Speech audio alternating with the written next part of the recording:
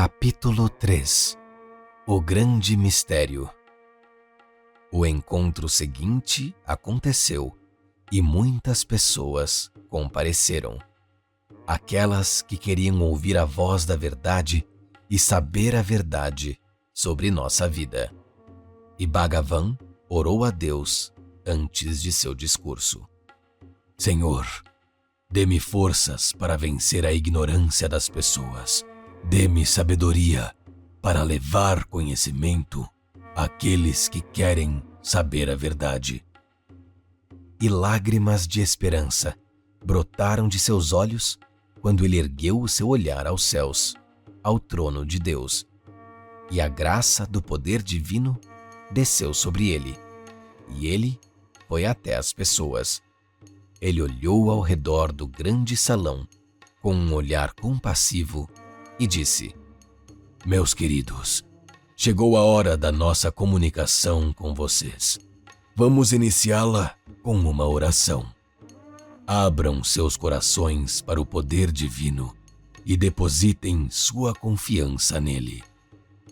As pessoas se levantaram e a oração ecoou e o público repetiu suas palavras. Ó grande força divina, neste momento nos dirigimos a ti e te pedimos, conceda-nos o conhecimento, conceda-nos sua graça, ajude-nos em tudo, guia-nos no caminho da perfeição e que estejamos prontos a doar as nossas vidas pelo seu triunfo. Em nome do Pai, do Filho e do Espírito Santo, agora e sempre e pelos séculos dos séculos. Amém. Amém! O salão respondeu com um coro, e as paredes refletiram o trovão das vozes, com um eco contínuo. E a graça de Deus alcançou o coração das pessoas, e o mestre começou seu sermão. Enquanto vive na terra, o homem não entende seu propósito. Ele não percebe que está em cativeiro e não serve aos seus próprios propósitos, nem aos propósitos de Deus. Em primeiro lugar, o homem tem uma carne e a natureza incorporou em seu corpo muitos instintos aos quais o homem obedece. Nascendo, o homem é obrigado a viver, porque tem em si o instinto do medo da morte. E por pior e mais inútil que seja a sua vida, ele tem medo de morrer. A natureza quer continuar a si mesma e incorporou à carne o instinto de continuar a raça. E assim que o homem cresce, ele é atormentado pela questão do sexo, de encontrar uma parceira, de criar filhos. Mas será que ele precisa de tudo isso? Reprodução, prazer ou fardo? Poucas pessoas pensam sobre isso. Mas, na verdade, o hormônio sexual é uma droga poderosa que cega o homem e o animal. Ele os torna vulneráveis e irracionais, pagando pelo prazer primeiro com a perda de energia, depois com doenças e vários outros sofrimentos. Digo isso não para defender o celibato, mas para fazê-los pensar no fato de que você se identifica com o corpo e com todos os instintos embutidos nele, acreditando que ele é você mesmo, algo imutável, inquestionável. As coisas são ainda piores com a chamada mente, que desde o nascimento é doutrinada pela criação e educação, com programas que são benéficos para a cúpula dominante da sociedade e não para o indivíduo. Durante muitos anos, fomos doutrinados a trabalhar, dar duro para o bem da sociedade, construindo um futuro brilhante para o Estado. Foram dados a nós vários exemplos de pessoas que deram suas vidas para essa construção mítica. E então, uma ideia é cancelada. Eles dizem que tudo isso são contos de fadas, fábulas, e nos fazem seguir outra ideia. Mas essas ideias sobre um futuro brilhante não são os únicos contos de fadas. Há muitos desses contos de fadas, com a ajuda dos quais você é explorado. Eles incluem o conto de fadas de que é bom ser pobre e de classe média, que o dinheiro é ruim, sujo.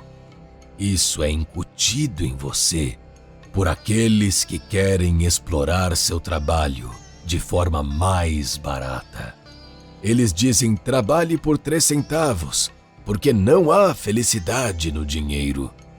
As mulheres, desde a infância, são doutrinadas com o conto de fadas do príncipe encantado, que ela deve se casar com o primeiro que aparecer, que não precisa escolher.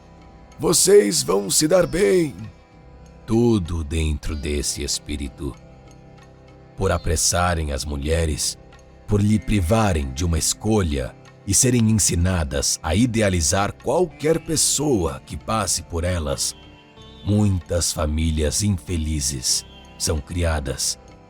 As crianças sofrem, mas uma mulher privada de escolha se casa mais cedo, o que significa que ela pode ter mais filhos e, portanto, haverá alguém para guerrear. Com o mesmo objetivo, para que haja alguém para lutar, os governantes e os religiosos se opõem ao aborto, sem pensar em como será para o próprio homem. Será que ele viverá bem? Como as crianças viverão na pobreza? Eles não se importam com isso. O principal é a guerra. Há muitas histórias desse tipo. A vida inteira se consiste delas, e a tarefa de todo homem espiritual é tornar-se verdadeiro e tentar ver toda a escravidão em que ele e seus outros irmãos e irmãs são mantidos pela natureza e pela sociedade.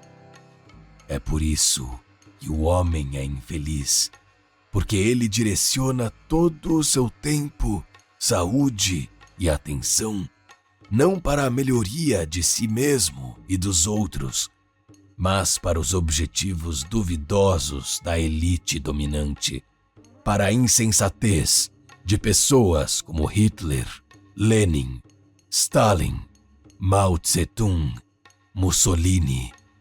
E nenhum trabalho espiritual será possível até que o homem se liberte do poder dessas percepções sociais impostas a ele por vários políticos como Marx e Führer. E no passado, em vez desses políticos, os czares eram doutrinados com esses contos de fadas por papas e padres que reescreviam até mesmo os textos sagrados para agradar aos imperadores. Essa é a amarga verdade de nossa vida. O salão murmurou. Alguns eram a favor de Bhagavan e outros discordavam, apegando-se fanaticamente aos propósitos de suas ideias. Além disso, o mestre continuou a revelar a verdade, não deve seguir a moralidade pública, mas deve aprender a moralidade cósmica. E hoje eu lhes direi seus princípios básicos, que foram mencionados por Cristo, Buda, Maomé e Zaratustra, mas foram mal compreendidos, pervertidos e interpretados apenas para o benefício da ordem pública. Mas um homem espiritual, antes de tudo, precisa da verdadeira moral. E aqui estão seus princípios, revelados atualmente pelo Círculo de Sacerdotes de Kailash.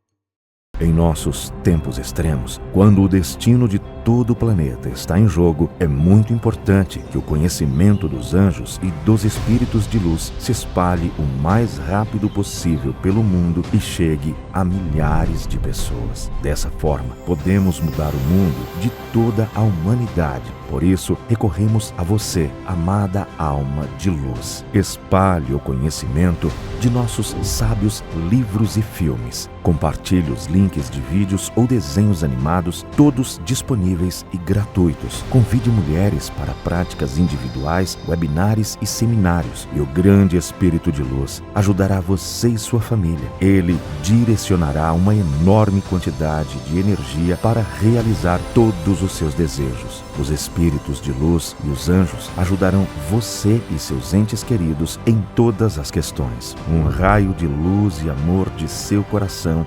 alcançará os corações das mulheres que buscam, e a criação da bondade e a disseminação do conhecimento da luz para o mundo inteiro começará. Torne-se parte da missão de luz. Ajude as pessoas e Deus ajudará você.